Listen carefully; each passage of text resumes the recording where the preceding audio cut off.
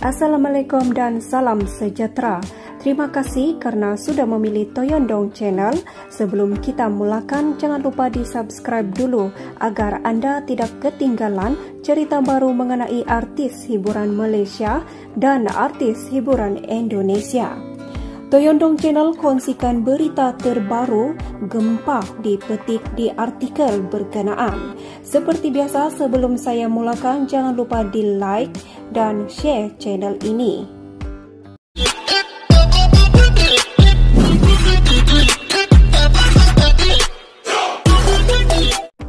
Lebih 11 tahun bergerak sebagai seorang pelakon di lapangan perfilman juga televisyen tempatan. Nama Shafiq Kelly hari ini sudah semakin stabil, langkah yang disusun semakin meyakinkan dengan barisan karya-karya pengarah, berbeza dengan cerita juga, watak berbeza yang membawa Shafiq ke tahap yang semakin baik dan membanggakan. Hafizan Muhammad duduk menemu bual Muhammad Shafiq Shamin Abdul Razak. Tahun lalu dia membuka mata kita semua dengan lakonan berkesannya menerusi watak Iman Shah dalam berseri 8 episod One Can Thief yang membawa kisah kelicikan seorang pekerja bank dalam memanipulasi sistem perbankan demi kelangsungan hidup.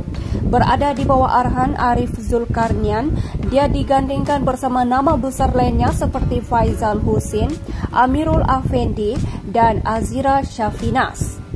Hari ini Shafiq Kelly pada usia 31 tahun semakin jelas dan matang dalam menyusun kembara seninya dalam beberapa rangkah kerja kreatif yang diusahakan menerusi syarikat produksinya Indigo Film.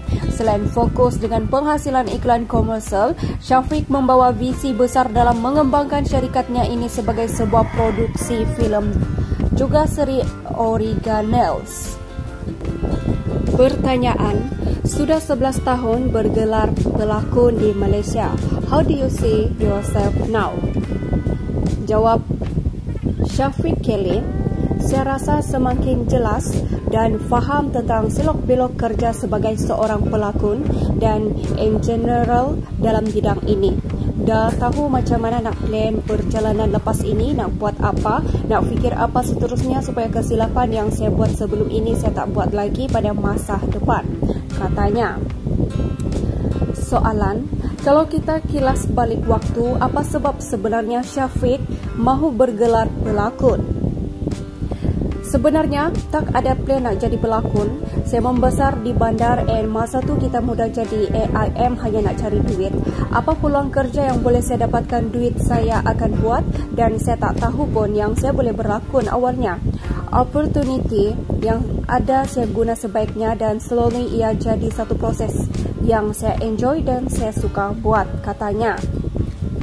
Soalan, perubahan bagaimana yang paling jelas menurut Shafiq berlaku dalam masa 11 tahun ini? Paling obvious saya nampak adalah how technology change things. Masa saya mula dulu hanya benda yang ada hari ini baru nak start dan saya boleh dikatakan membesar dengan teknologi. Saya melihat sendiri pembaharuan dan perubahan kena cepat untuk adapt dan aware dengan trend supaya kita tak ketinggalan. Kalau perubahan secara peribadi pula, saya rasa cara saya berkomunikasi getting better now berbanding awal dulu. Saya belajar banyak benda, cara nak approach orang, cara nak bawa diri dalam majlis supaya orang kata tak nampak awkward. Untuk berita terkini, hiburan dalam dan luar negara, jangan lupa like, komen dan share Toyondong Channel agar anda tidak ketinggalan cerita baru seterusnya. Terima kasih.